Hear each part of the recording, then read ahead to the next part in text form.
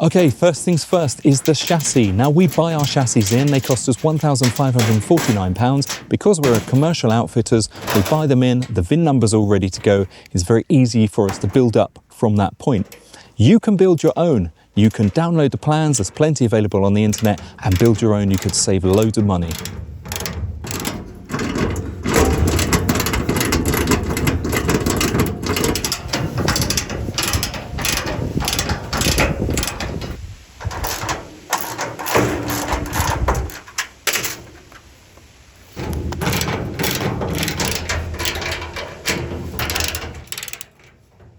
As you know from our videos, we take a few things off the chassis. We then give everything some metal protection paint on top of the galvanizing before later putting everything back together as it was.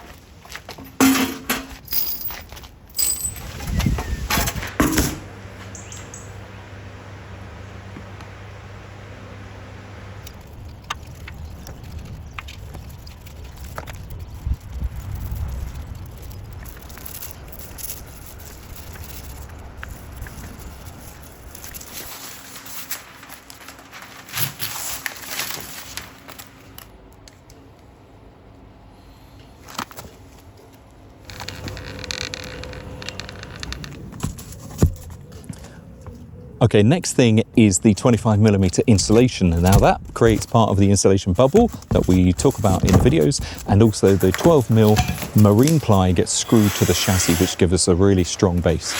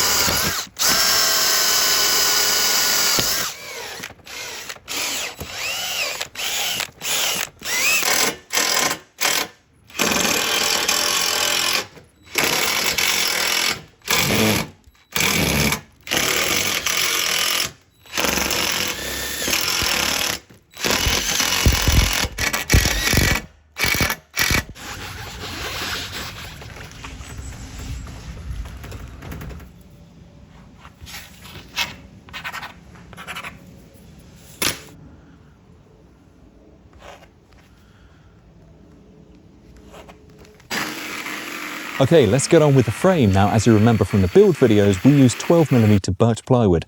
We try and use B-grade birch plywood because it's just beautifully finished. A light sand and then cover it with the Osmo worktop oil and it makes a beautiful interior, absolutely beautiful. To make the frame out of the 12mm birch plywood, we used 3 sheets of 12mm birch plywood to make the frame, which was the main structure to the Teardrop trailer.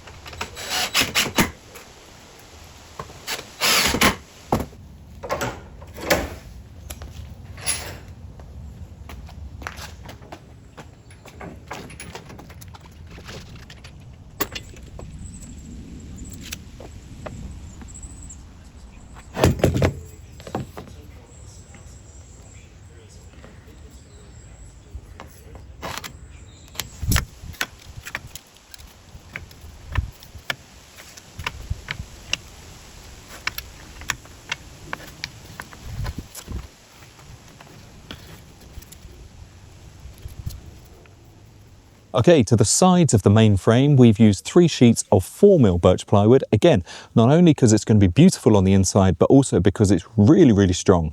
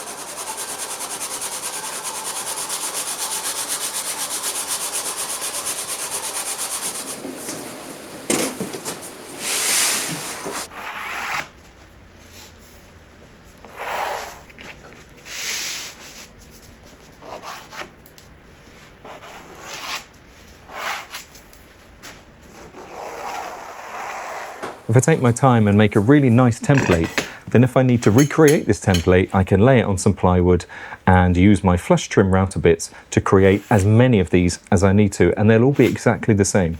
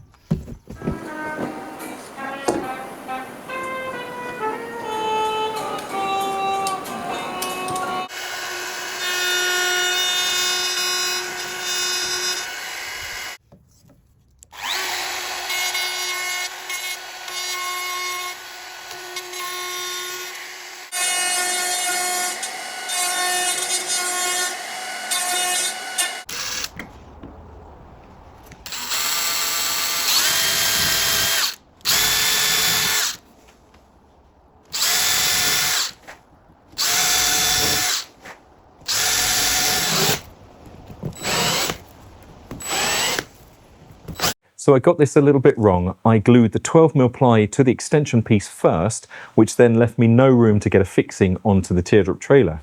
Now that 12mm ply was also to strengthen the frame. So I remade it and made it a little bit bigger and made it a bit softer so it's inside a cabinet, you don't catch your fingers. And we applied the 12mm ply to the frame first and then glued and pinned the extension piece on the outside. Made it much better.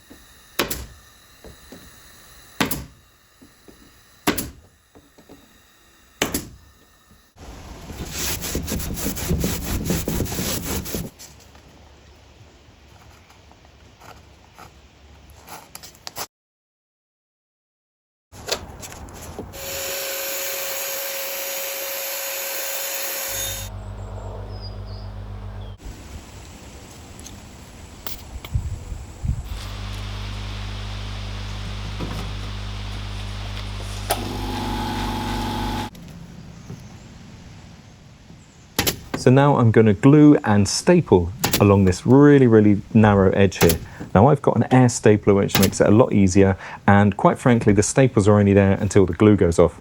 And because of the way we're going to lay up the different layers, this joint's going to be super strong.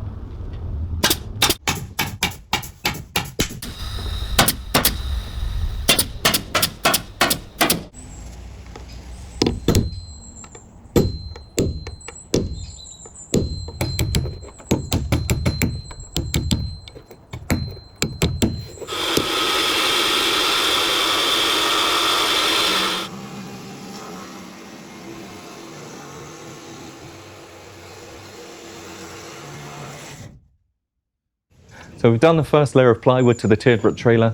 We've then got to make all the cutouts for the doors and windows, and then we're going to start applying the 25mm insulation.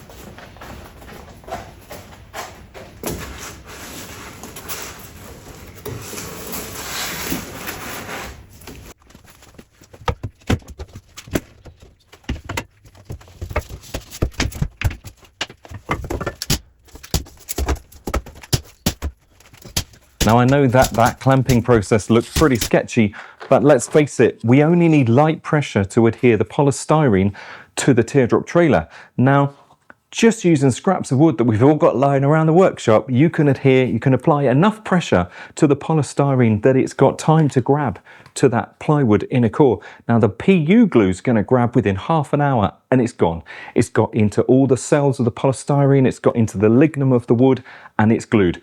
And if you leave the PVA glue 24 hours, so you leave everything clamped up for 24 hours, that's going to be glued as well. Come back the next day, release all the clamps, and there you have it. It's glued. Now, if you're not sure that this sandwich of ply and polystyrene and PVA glue is strong enough, just look down here. I've been standing on this all the time we've been talking.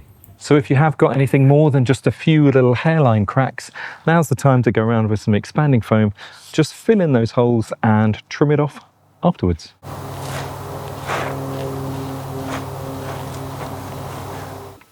So now the expanding foam is all dried, all we've got to do is just trim off all the excess. That's fairly easy. It's very satisfying.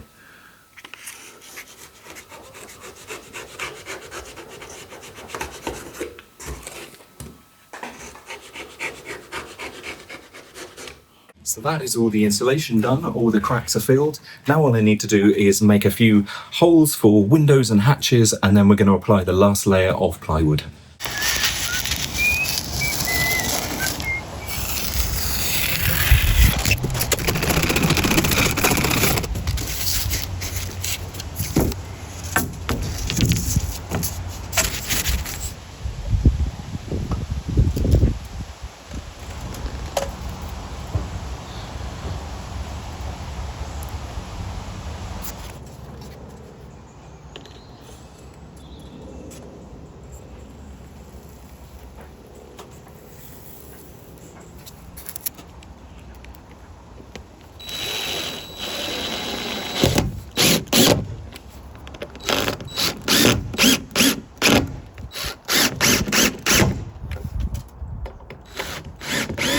So there is a lot of glass and light coming in on the other side of the trailer. There's also windows front and back on the trailer, but I thought it'd be really nice to have a couple of portrait windows on this side of the teardrop trailer, and that's going to bring loads of light into the experience of being inside of the teardrop trailer. Something that's really nice when you're inside a camper van or a trailer is the experience of being able to see all around you. So my camper van has panoramic windows, which immerses me into that experience of being out in the wild and camping.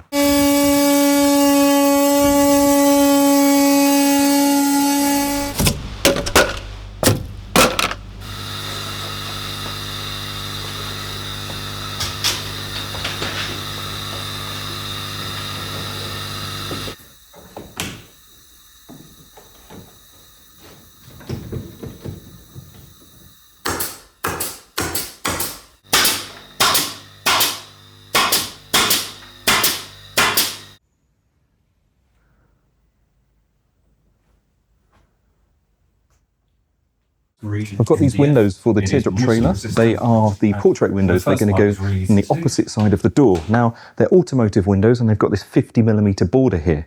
So I'm going to cut the whole thing. I'm going to cut the whole thing out, and then I'm going to do a 45mm border, which means I'm going to maximize the amount of light that's going to come into the teardrop trailer. Two reasons why. One, if I cut that border there, the border then gives me the template I need to cut the hole in the teardrop trailer. But this outside border I can then use as a template to create the frame for inside the teardrop trailer. So to make the template, I'm going to use some of this moisture-resistant MDF. It's quite damp in the UK during the winter, so moisture-resistant MDF is just going to help it keep its shape for the next one.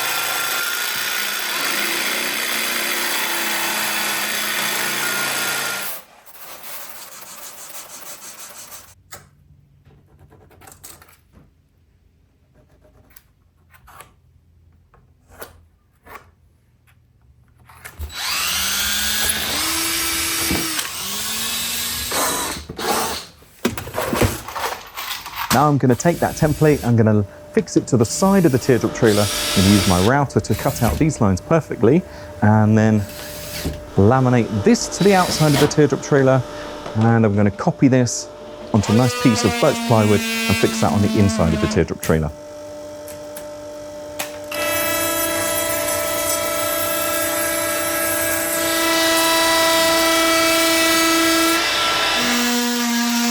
So we've got the teardrop trailer ready for fiberglassing. Everything's been sanded to 40 grit. All the corners have been softened. And first things first, we're going to apply a 200mm strip of the Strand matting to the corners of the teardrop trailer. And we're going to do that purely just to strengthen those corners.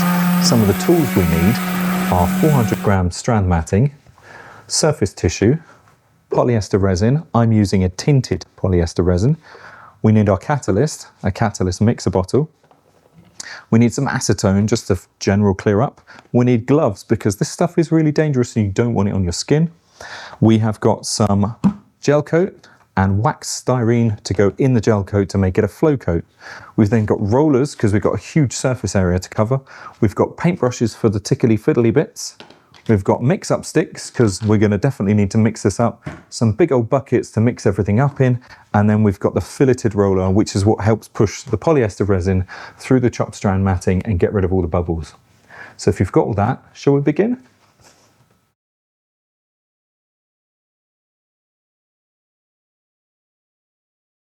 Once we're happy with that, we can lay full sheets of the chopped strand matting with the polyester resin over the entire outside of the teardrop trailer, rubbing it in with a filleted roller to make sure we get rid of all the air bubbles.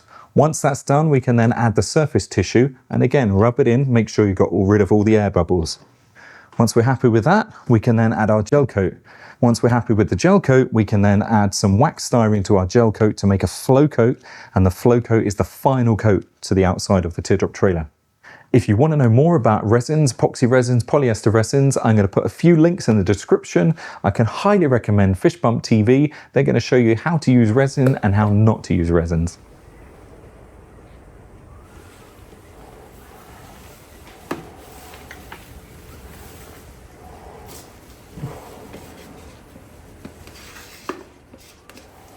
So I'm mixing the polyester resin at 1% catalyst, and it's 15 degrees here in the chicken shed, so that allows me a little bit longer to get these panels on the teardrop trailer.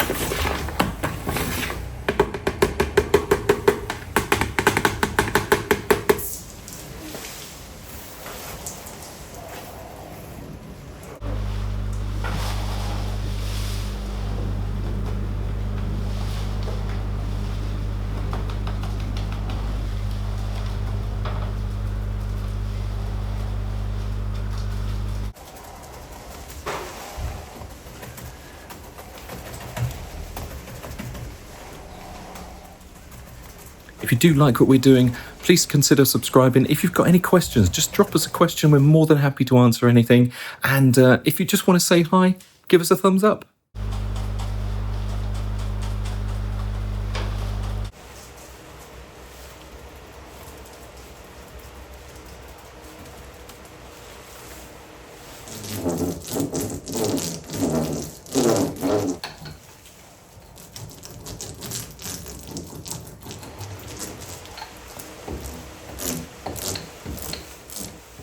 So I've finished the reinforcement now. All I need to do is go along and knock off all the little spiky, the little tufty bits of fiberglass that's sticking out, and then level up anything else. So a little bit of sanding, and then we can get on with the next layer.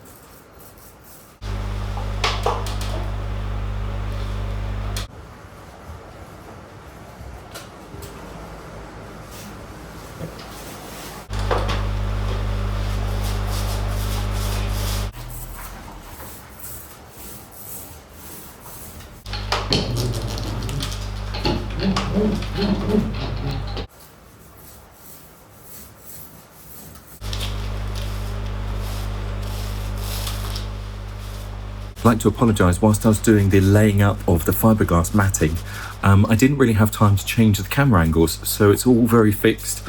I apologise if it was boring to watch.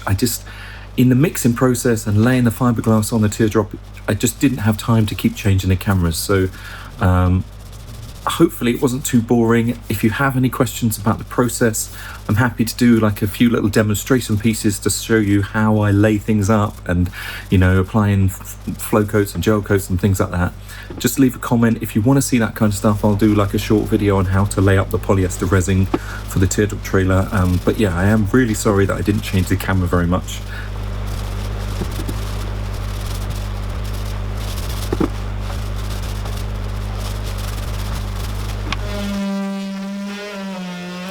So the fiberglass has worked really well, and the surface tissue is giving it a beautiful finish.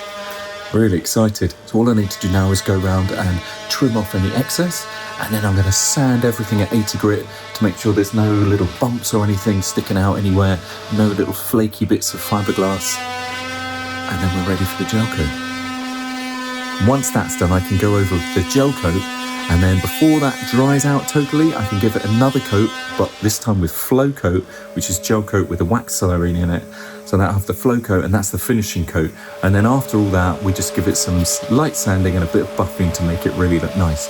But it's all about this surface tissue. The surface tissue has made all the difference to this fiberglassing.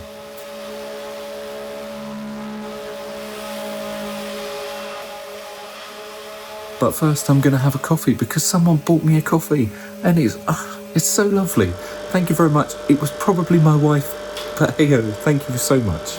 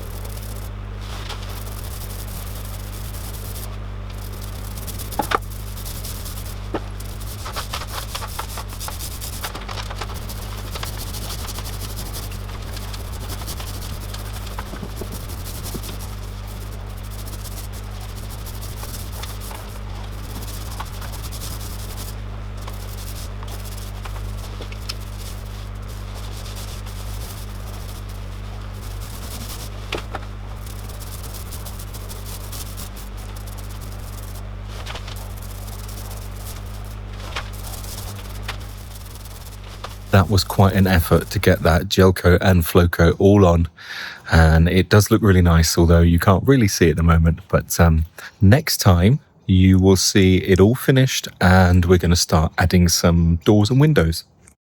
In the last video, I did the fiberglassing, I did the gel coat, and I did the flow coat. Now we're ready for the windows. So I tidied up the surround, ready for the windows to go in. So I bought these windows from Hartford Commercial Windows. They're an E-rated window, which is perfect for caravans, camper vans, that kind of stuff.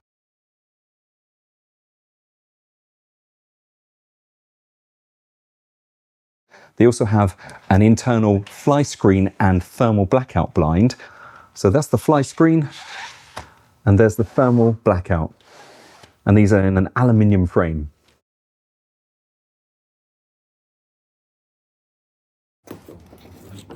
So we also bought the hatches from Hartford Commercial Windows. They're double sealed. They've got bronze phosphor washes and the hinges. The hinges, when they've drilled through, have got pop rivets, and they've also been sealed, which just smacks of quality.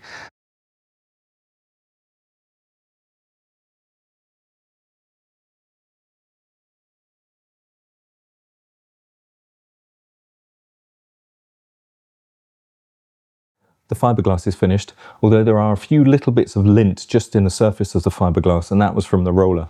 So I need to work through the grits of 80, 120, 240, 360 grit sandpaper just to bring the surface nice and flat. And then once I've done that, I'm going to use 600 and 1200 grit wet and dry paper to really buff that surface up. After that, I'll probably use a little bit of cutting polish just to make sure it's really, really, really nice. And then I'm going to wipe everything down with isopropyl alcohol. Once that's done, I can remove the interior boxes. That was the structure we put in right at the beginning. Once I've taken that out, I can then start fixing the windows.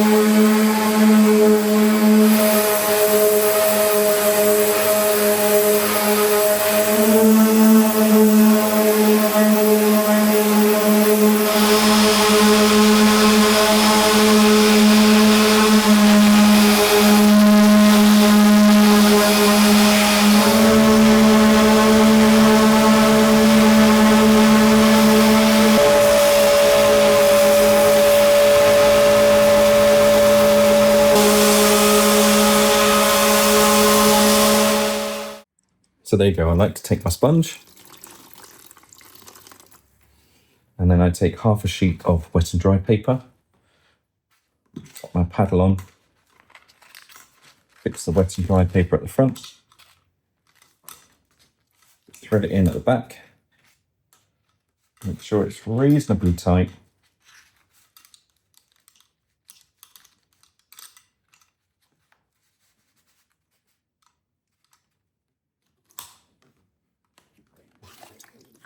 So the sponge is going to allow the water just to trickle out as you're sanding, And also having the sponge there just allows it to adapt to the surface of your fiberglass a little bit, just to blend in any of those imperfections. We're ready to go.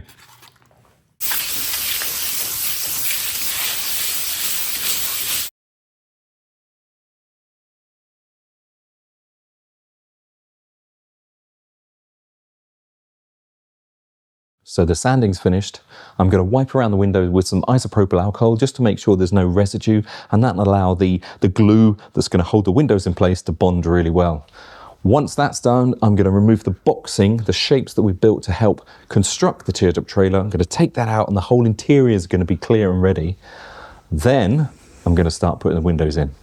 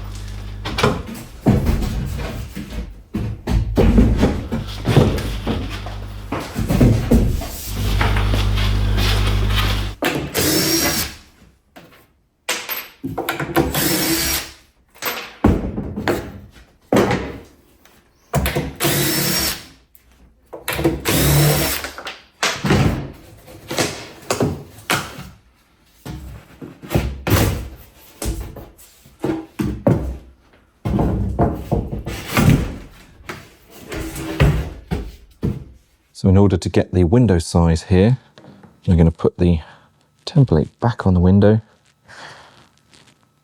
clamp it in place,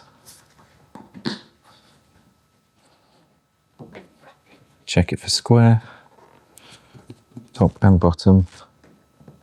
Yep, happy with that. Mark the lines all the way around.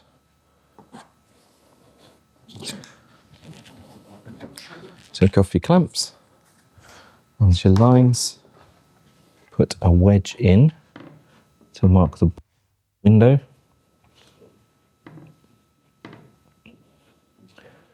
Remember that the floor might not be quite leveled to your teardrop depending how you've got it jacked up. And then that will fit in place for the window.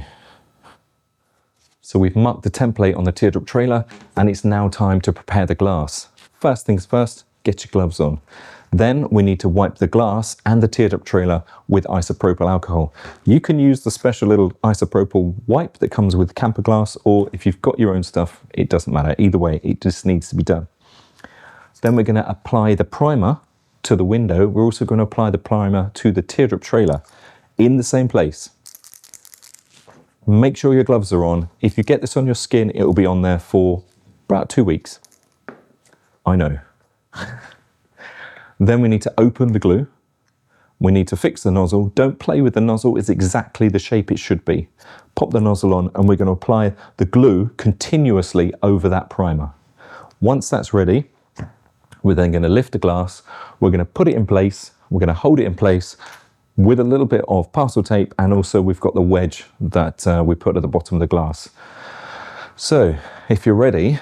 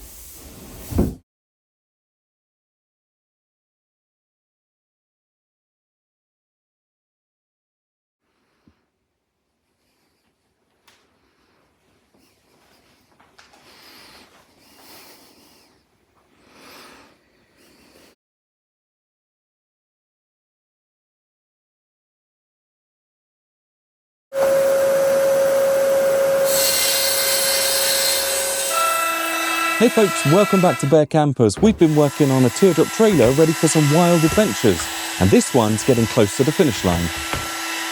We've been working really hard on this teardrop trailer and it's finally starting to take shape. The fiberglass is done, the windows are installed, the whole shell is now watertight, and we're ready to crack on with the interior.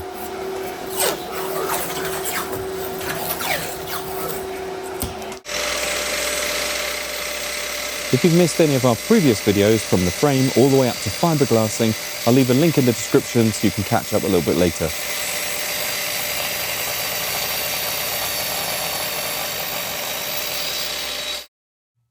Today we're hitting the final stretch where the inside space becomes a livable space. And what are we going to do? We're going to create a raised platform made of 12mm birch ply. We're also going to create a front cabinet where you can put in a fridge or battery backup, that kind of thing.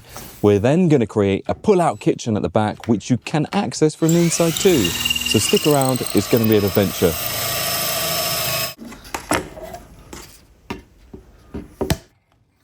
Okay, let's talk about the bed first. It's going to be a 100mm high raised platform. It's going to be glued and screwed to the base of the trailer, so that's going to give it a little bit more strength. It's all made out of 12mm birch ply, and when we finished, we're going to give the whole lot a coating of worktop oil from Osmo. And as you guessed it, I'll leave a link in the description. The bed's built in sections, so you can get anything you need without having to stand outside in the rain to then find your wet weather gear.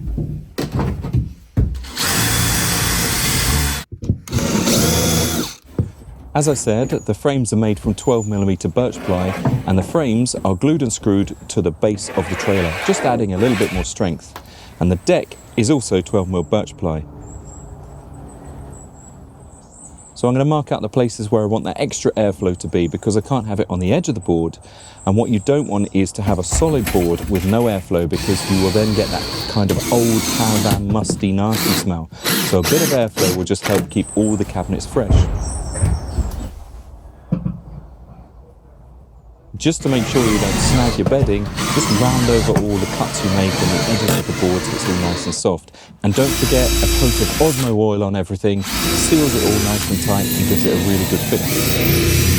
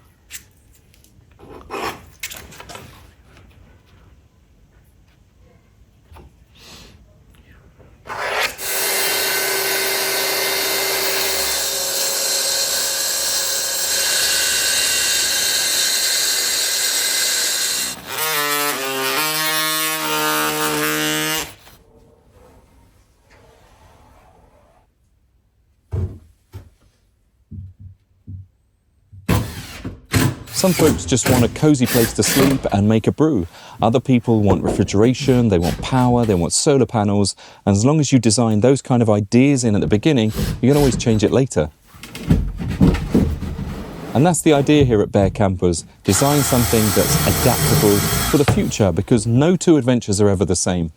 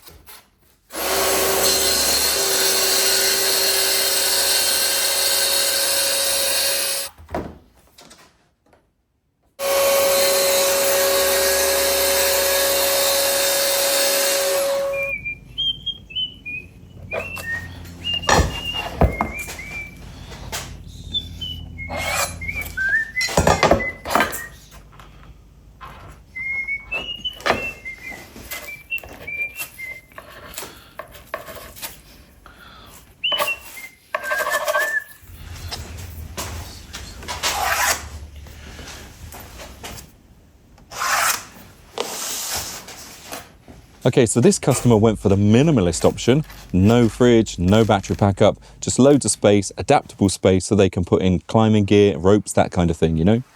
However, we designed the space with adaptability in mind so that at a later date, if they come back to us and say, we'd like a fridge, we'd like a battery backup, there's space there. We can remove a panel. The front panel is 9mm. We can remove that panel, adapt it to whatever suits them, and we don't have to change the overall camper, and we don't have to make them buy another one because it's all there, it's adapted. Think about it at the beginning.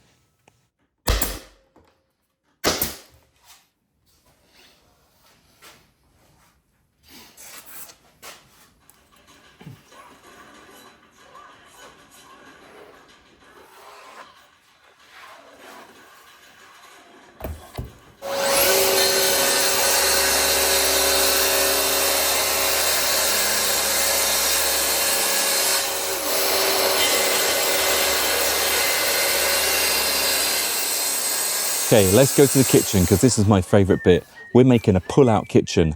Now you saw me install the door on the previous video, on the fiberglass video. I'll leave a link in the description if you want to see that one.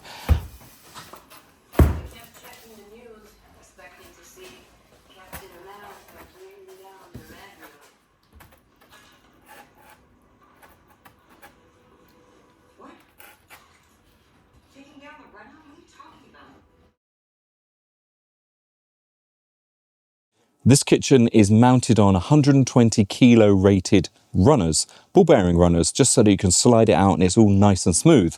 It's going to be made of 12mm birch, just like everything else on the camper van, with a 9mm birch platform at the back that's going to help disperse some of that weight throughout the pull-out kitchen.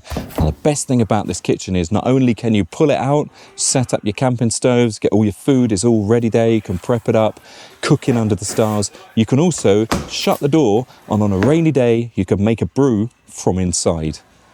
Follow along and you'll see how that's going to happen.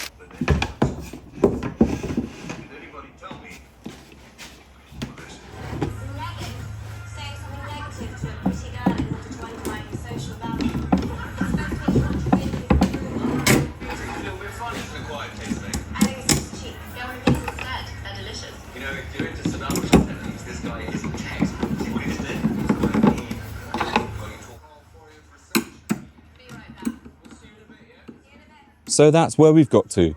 We've built the bed, we've built the front locker, and we've built that awesome pull-out kitchen. So what's next? Well, we still need a door, and the outside is just plain white, and that will never do. So don't forget to hit the bell icon to find out what's coming next.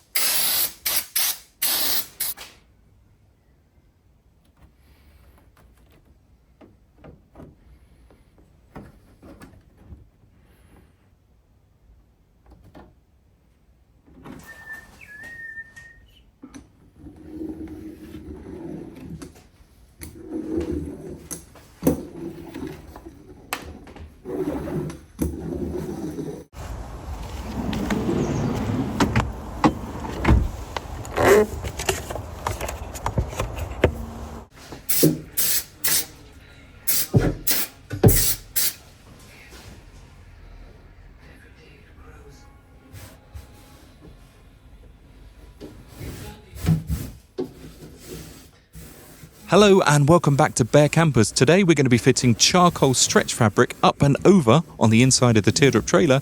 We're also going to be doing a 9mm birch plywood surround to all the windows as a little detail. I will be putting some of the stretch fabric underneath the bed, and that's just to take out any of those little rattles and things like that. It doesn't really add any insulation, it's just there purely to soften those rattles of anything jiggering around whilst the van's shaking.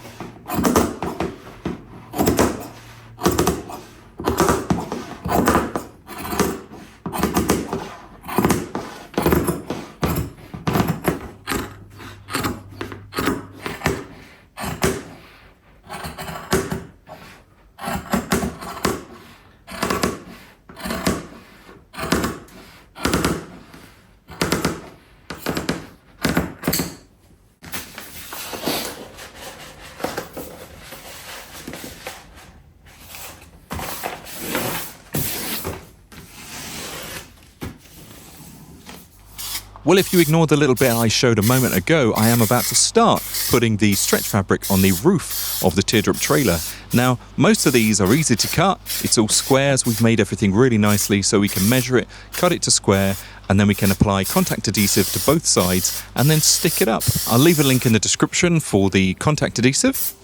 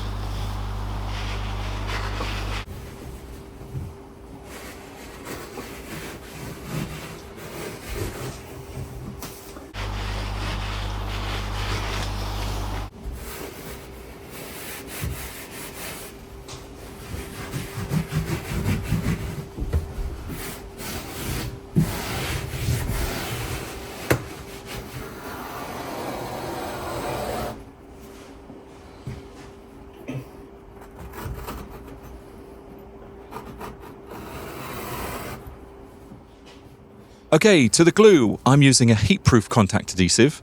Now, it still needs to be applied to both sides as per normal contact adhesive, but this one's heat-proof. Teardrop trailers, camper vans can get really hot when all the doors and windows are shut, so you've got to use something that's a little bit heat sensitive. One of the good things with this is it gives you a little bit of tacky time, so you've got time to move it around, adjust it, and make sure it's up there perfectly. Obviously, once it's dried, you can trim off any excess with a sharp knife.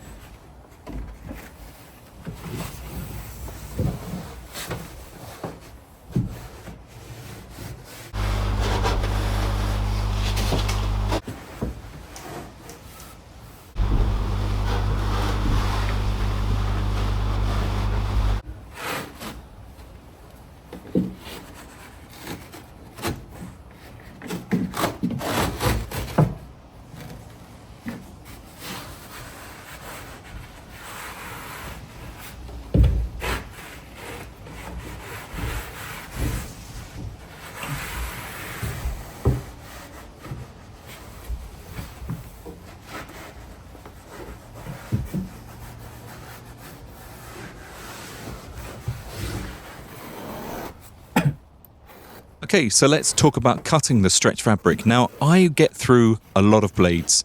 Just like a carpet fitter, you would need a sharp blade to create a nice crispy edge. I use a scalpel blade, I'll leave a link in the description, and I probably get through between 20 and 50 per teardrop trailer.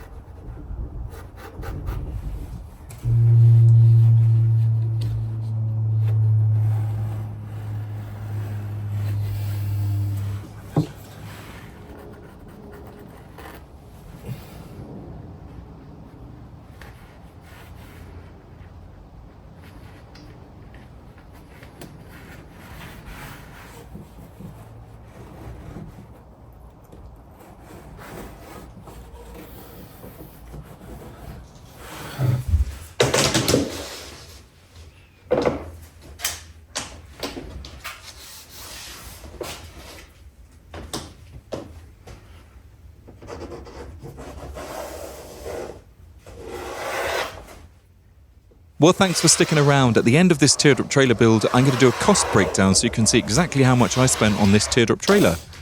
So don't forget to hit the subscribe button and the bell icon, and then you won't miss out on that video.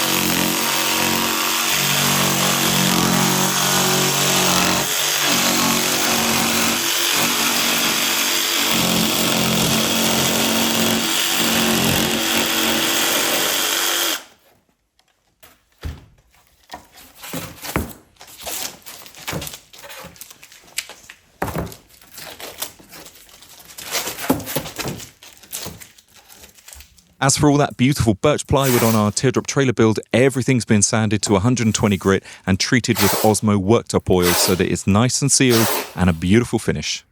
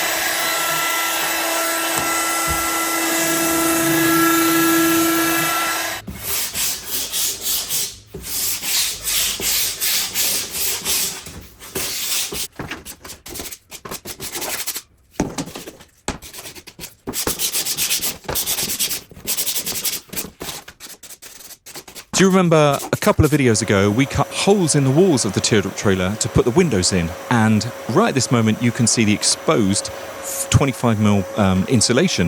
It's not particularly pretty, so I'm making some cover strips out of flexible plywood and the stretch fabric, and they're going to be nailed and screwed, or pinned and screwed, into that little gap to make it look nice and pretty. And then later on in the video I'm going to create a little 9mm birch ply border.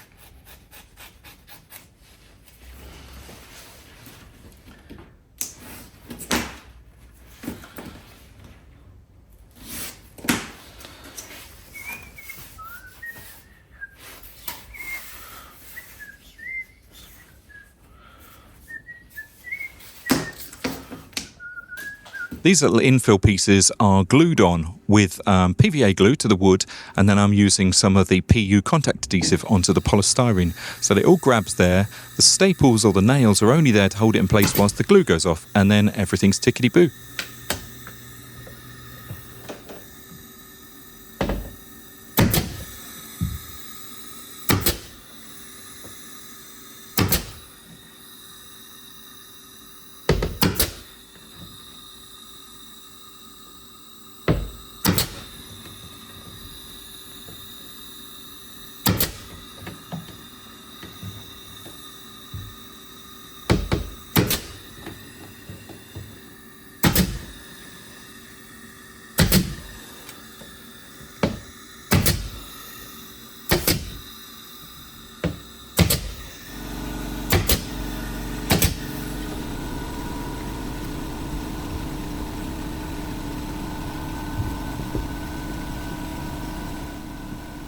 A little while back I went on holiday to San Francisco and I noticed that on the shelves in the condo that I was staying at, they had bungee cords across the front. I didn't really know what they were for until a few days later, and I thought that's a really good idea for in a camper van. So as you can see, I'm just putting some holes in the front of the plywood frame and I'm going to add a little bungee cord, and that's just going to stop things flying off the shelf.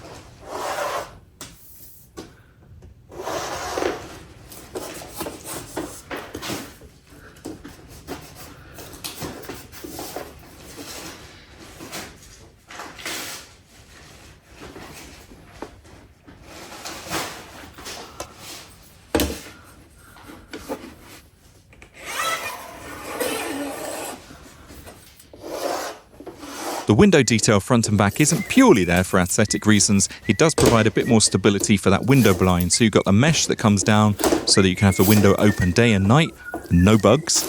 And also you've got the thermal blind there you can close at night and it blacks everything out. It's really, really good design. I can highly recommend the windows. I'll leave a link in the description. You can take a look for yourselves.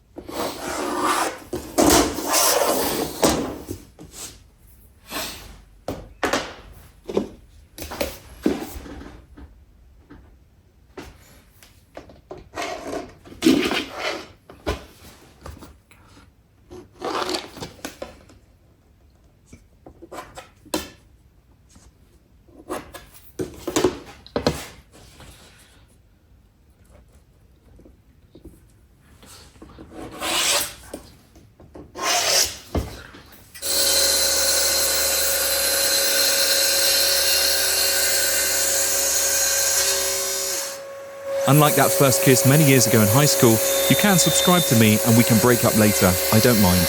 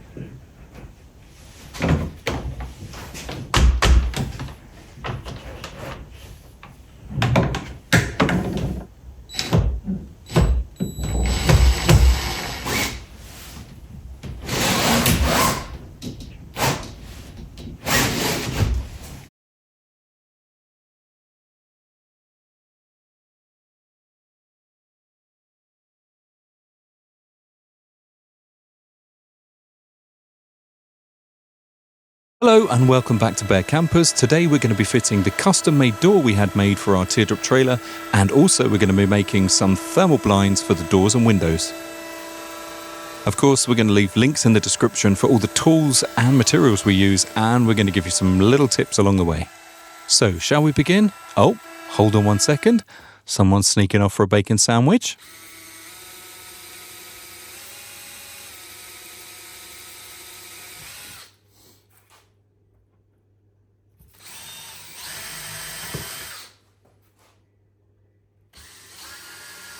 We got the door custom made for this teardrop trailer by the Vehicle Window Centre in the UK, and I can highly recommend them. They got it custom designed, built and sent to us within 2 weeks, which is superb.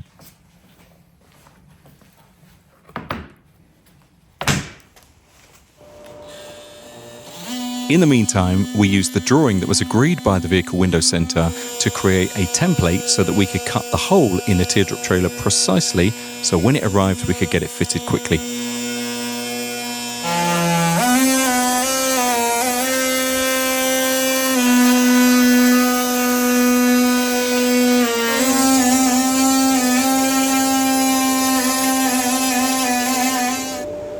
Once I've used a template to cut out the hole on the side of the teardrop trailer, that is the fiberglass, the 25mm plywood and the 3mm birch plywood on the inside, we're then ready to go. When you're cutting this stuff, be really careful because the fiberglass, the dust coming off the fiberglass is pretty dangerous. So make sure you've got a good vacuum on there to get rid of all that dust. Make sure it's contained.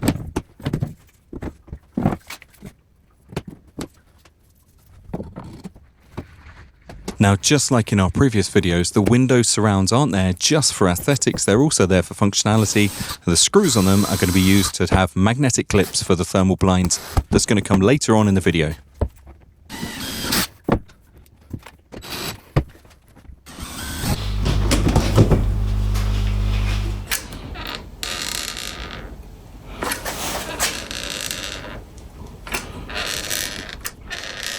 In the exact same way that we made the windows and hatches in our previous video, I put PU glue around the seal and then squeezed it into place. I then from the inside added more PU glue and then a secondary layer of PU glue before applying that 9mm window surround. This was then all screwed and wedged into place. Once it's in place, the PU glue goes off, and once that glue's gone off, you've got a laminated, strong door section, and you'd have to pull most of that wall section of the teardrop trailer apart to be able to get the door out. So, word of warning, don't start gluing until you've checked everything fits perfectly. Otherwise, it could be bad. I'll leave a link in the description of the glue I used, just in case any of you want to read the specifications.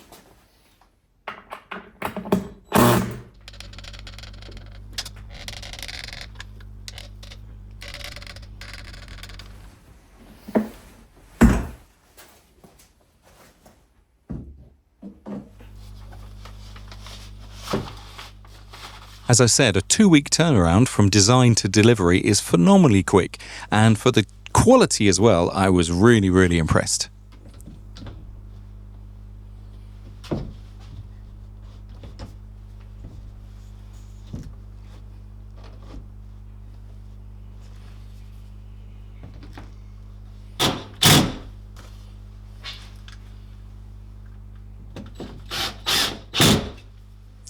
If you do get a moment, please remember to subscribe and hit the bell icon so you don't miss out on our next video for this teardrop trailer build.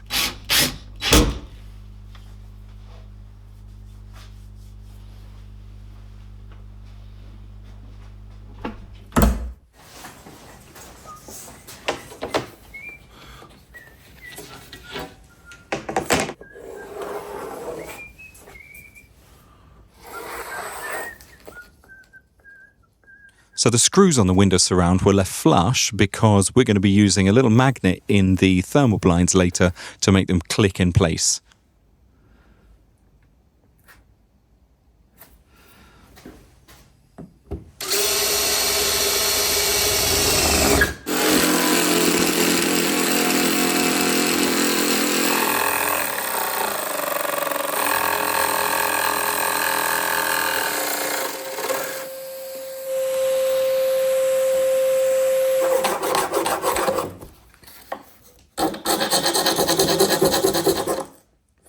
Okay, this door is very cool, but we're going to make it one little bit better.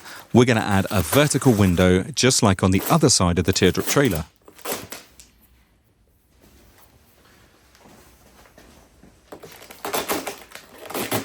Again, it's not just there for looks, it's a sense of space, it's bringing the outside in, it's making you feel your environment.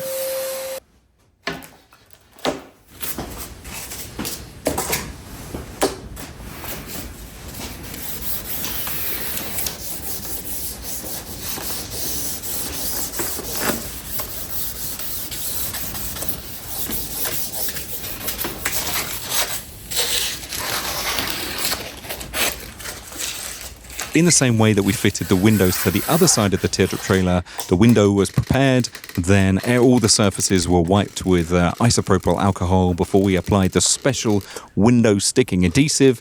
Now, similar to the PU glue, once this stuff's in place, you've got about an hour and it's there permanently forever, will not be removed. Big trouble if you've buggered it up. However, plan it, test it, put the glue on and fix it, and you'll be fine.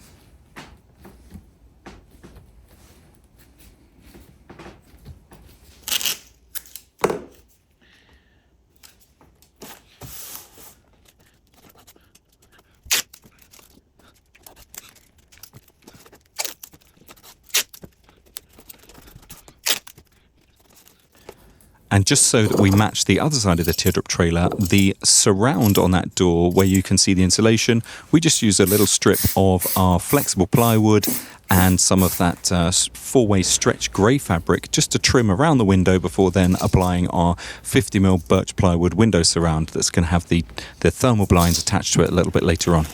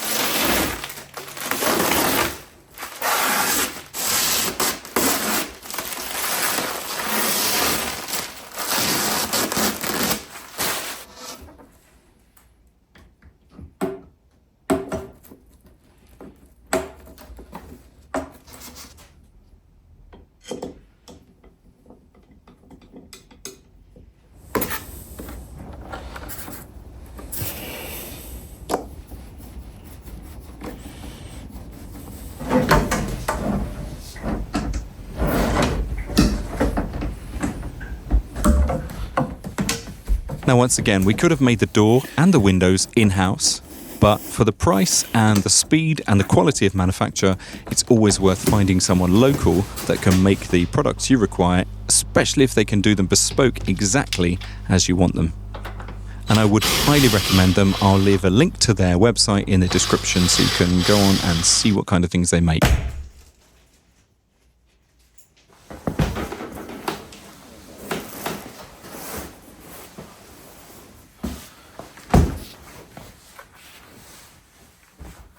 Right, let's move on to the thermal blinds. I'm using a 3mm vehicle headlining fabric. That's 3mm of foam and then the fabric on the outside to give a nice finish face. I buy them from EU Fabrics. There's loads of different colours to choose from, and I'll leave a link in the description so you can check out their range. On the inside, I'm using a tartan fabric that's also from EU Fabrics. Really good quality, and the guys over there will look after you wonderfully. They're amazing.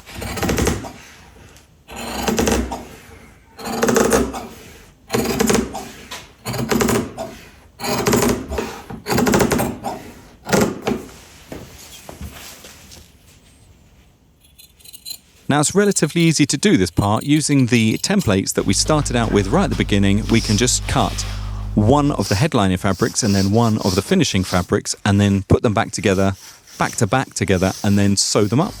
And it couldn't be easier. Then we're going to hand stitch on a few of the magnets, and it's that easy.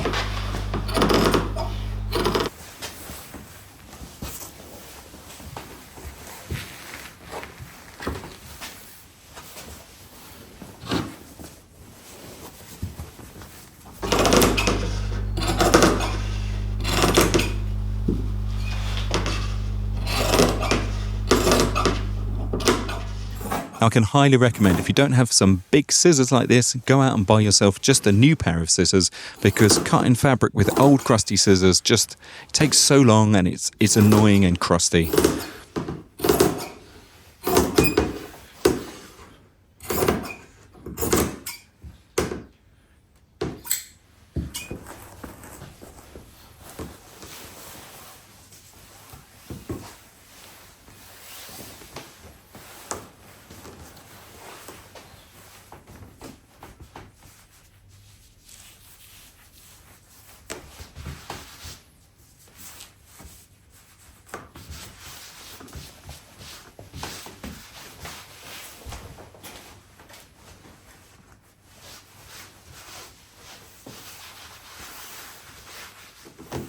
So we took the automotive fabric and we laid it the face facing the window, and we took the tartan fabric with the face facing inside.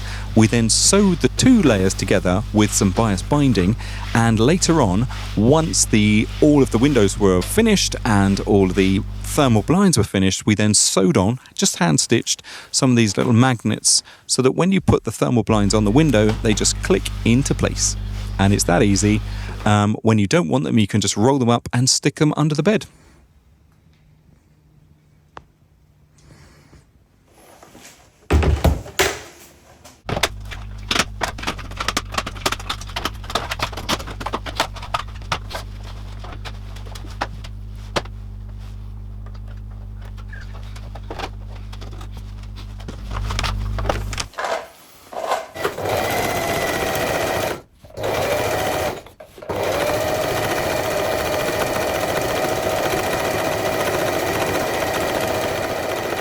We do really appreciate the time that you've taken to watch these videos, and I know that you do really appreciate the time that we've taken to create all these videos.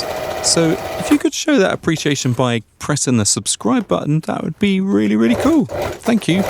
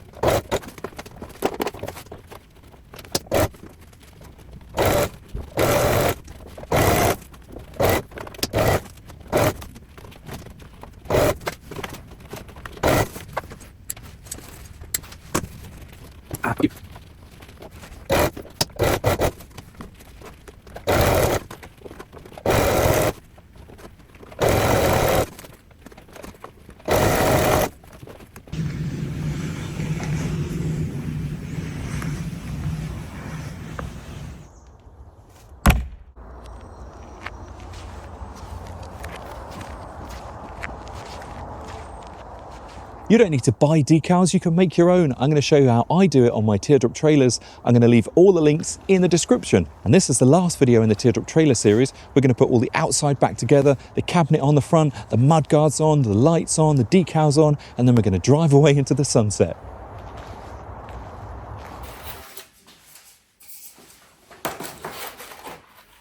I'm using a couple of strips of butyl here because the Teardrop trailer is made of wood and the chassis is made of metal, and there might be a little bit of movement that's different from one to the other, and I don't want the Teardrop to pull itself apart.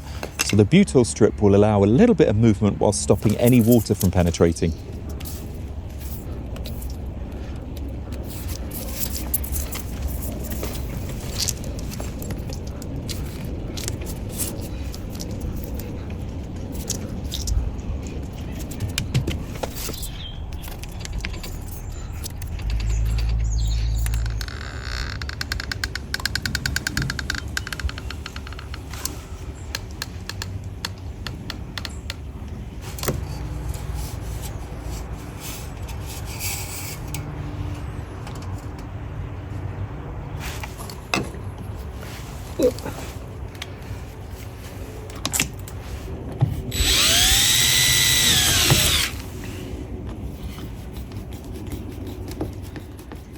And as I said, all the tools I use and the material I use are in the description. Just pop down the description below. Everything you need you can find in there. If you do have any questions, feel free, just leave a comment. I'll do my very best to answer you.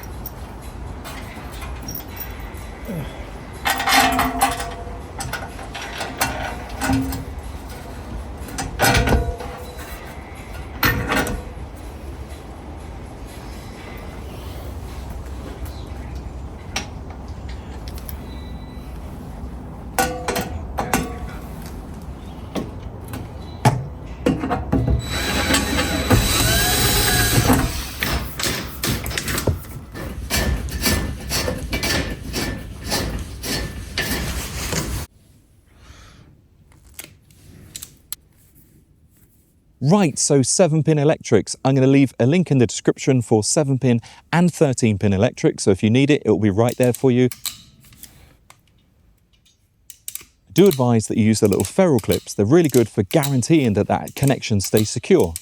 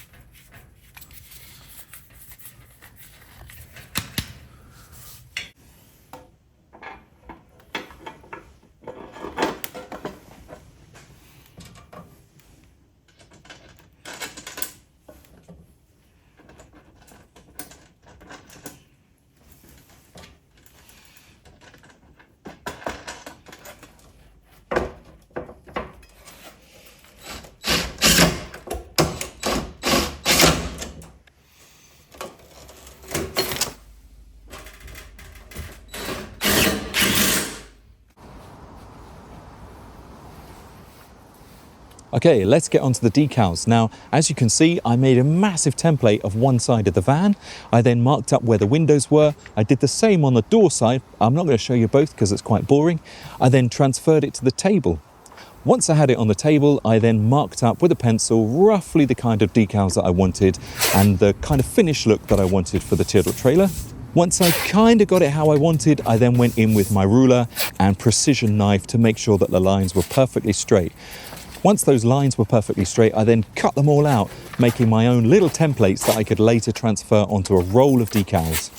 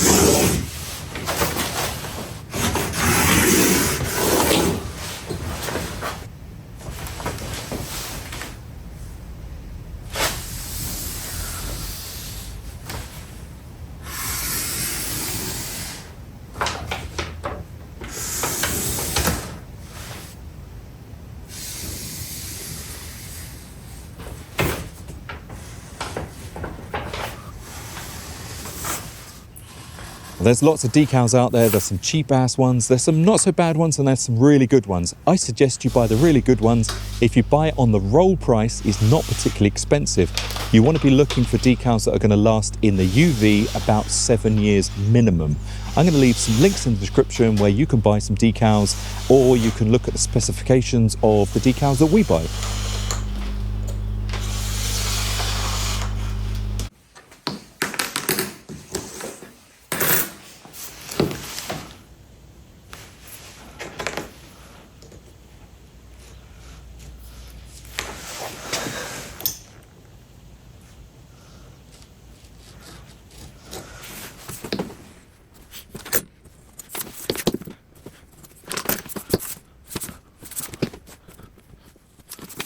Once you've made all those templates, it's time to transfer it onto your decal sheet. And remember, one side is the reverse of the other. As you can see on screen, I'm doing one template this side and one template that side. It's because I need a left-hand side and a right-hand side. And you can do that from the same template section.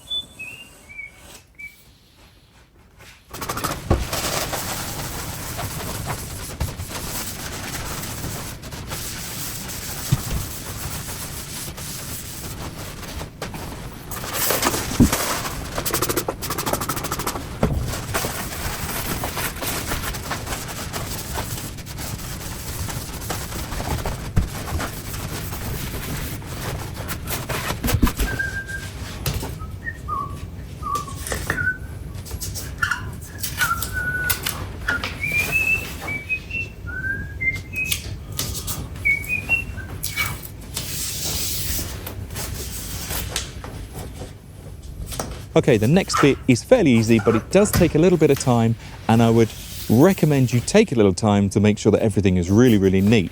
Now, I'd already pre-measured the tops, sides and bottoms to be 50mm off, and then 25mm between each decal layer, so that I knew roughly, as long as I'm 50mm top or the sides, or 25mm out from decal to decal, that everything would be the exact lines that I'm hoping for. With some masking tape, you just apply everything, make sure it looks really nice, stand back, wait, have a look.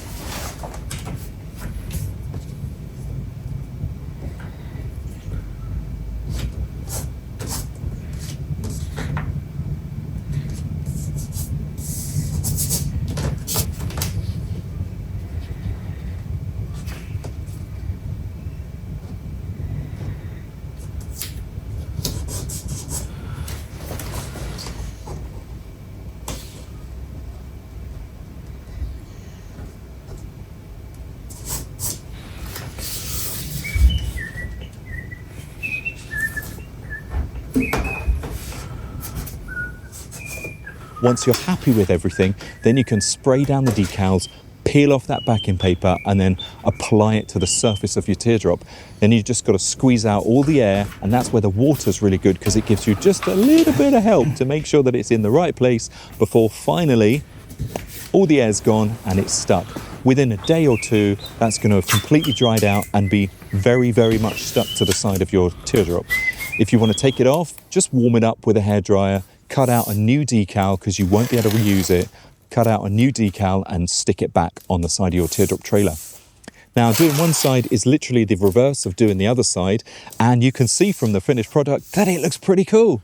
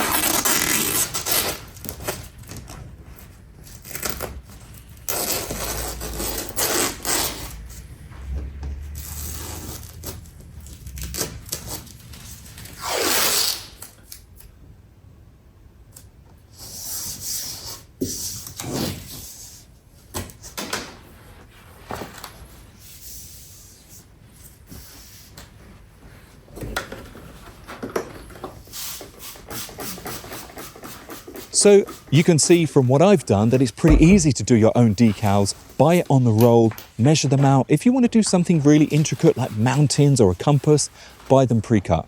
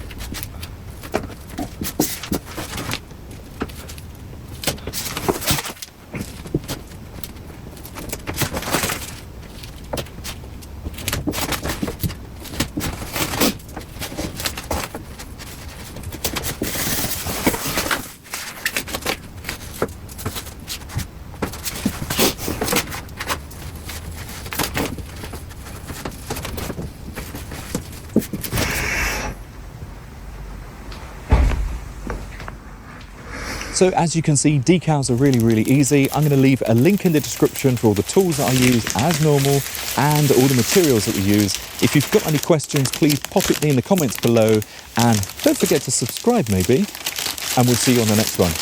But there's not a next one because we've just finished this build. It's been so much fun. I've really enjoyed sharing this with you. I hope you have loads of adventures in your teardrop trailer, and I'll see you on the next build.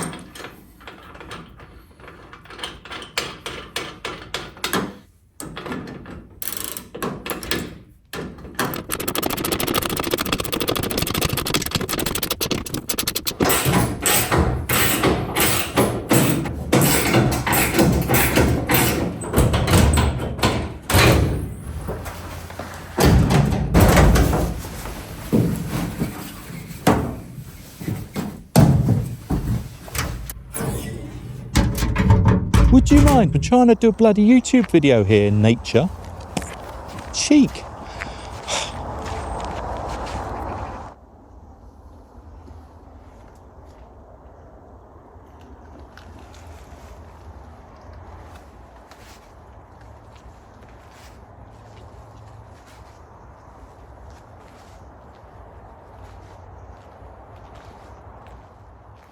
Okay, so how much does it actually cost to build a teardrop trailer? Well, I'm going to break it down for you in 4 easy steps and a grand total right at the end.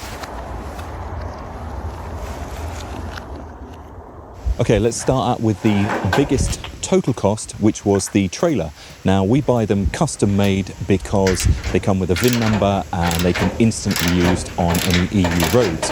You could build your own, which would drastically reduce the price.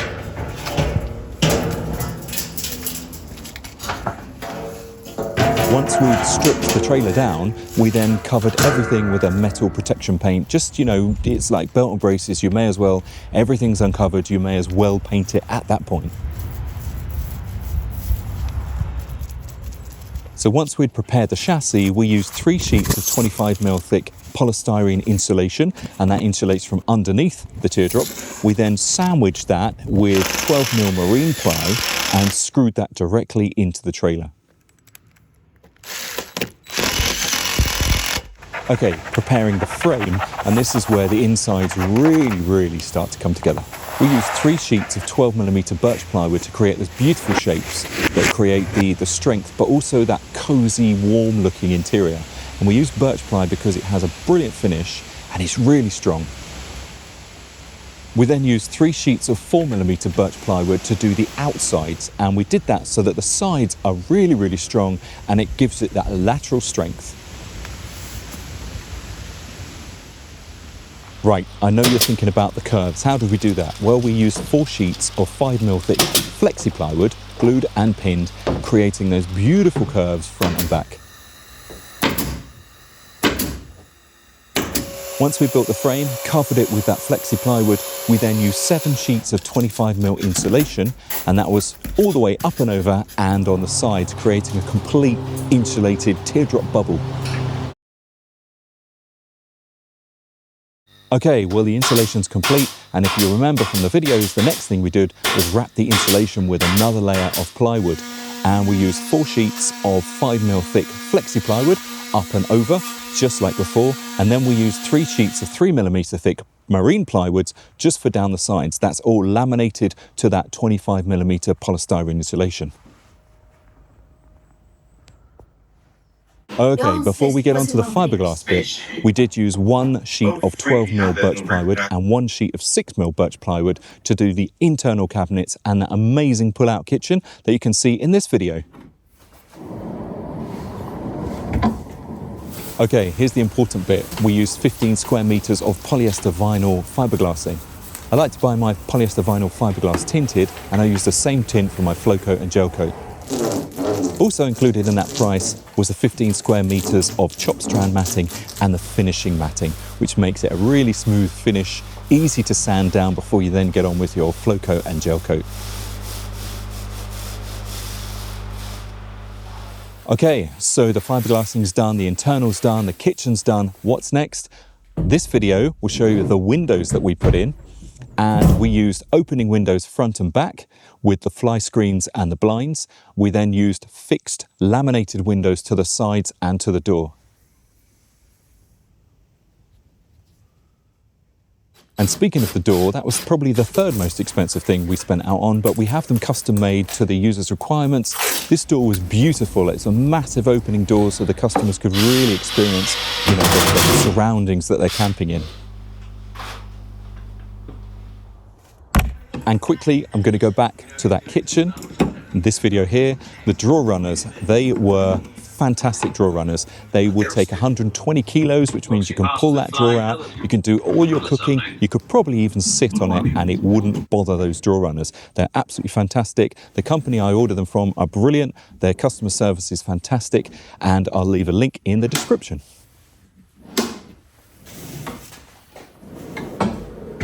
Okay, so this one's going to be a rough calculation for all the little bits and bobs that we use, like the silicone, the glue, the pins, the screws, the nails, that kind of thing, and the checker plate along the bottom. We have lots of this stuff in stock, so I've done a kind of rough estimate of how much I've used, and I've costed that right here.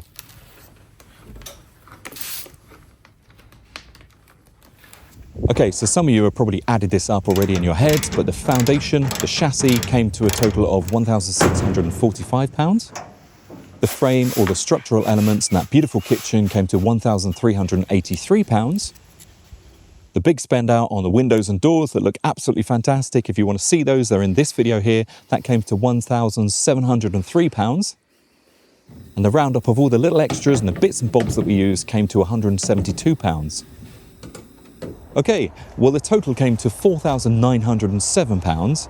And if you think it takes me about 3 weeks to build each one of these trailers and I do it in a double garage, there is no reason why you can't build your own teardrop trailer. I'm going to leave a link in the description to the plans and the templates if you want to build your own.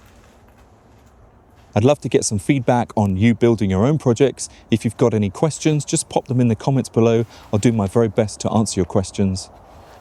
We also have a Patreon page where you can sign up to one-to-one help or just a little bit of help, depending how much you need. I'd love to hear about your builds. I'd love to see how you're getting on. I love building this kind of stuff. I love going on adventures, and I love sharing this stuff with you guys. So it's really nice. Thank you so much for being part of this journey, and we'll see you on the next build.